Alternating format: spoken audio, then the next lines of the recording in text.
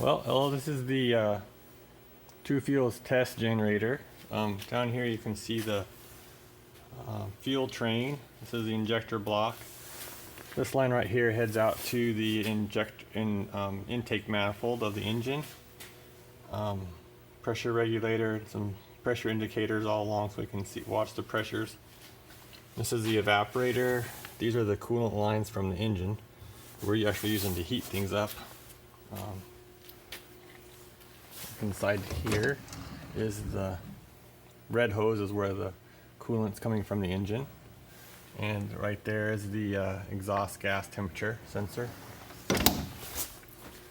We have it in electrical panel, and in this panel we brought all the wires out down here so that we could not have to cut or try and splice into a junction or into the harness. And as you can see, we don't have the harness. It's an open harness, basically.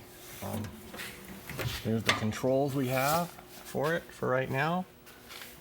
This is our fuel tank for the diesel. We're gonna have it, I'm gonna put it on scale here shortly. This is the load bank, and this is where the propane would go. The bottle's being used for something else right now, evidently. This is the other side of the engine.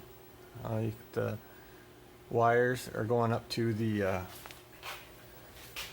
intake pressure sensor here, intake temperature sensor here, and the propane is delivered right here. Pretty simple installation. Hope this covers what you needed to see.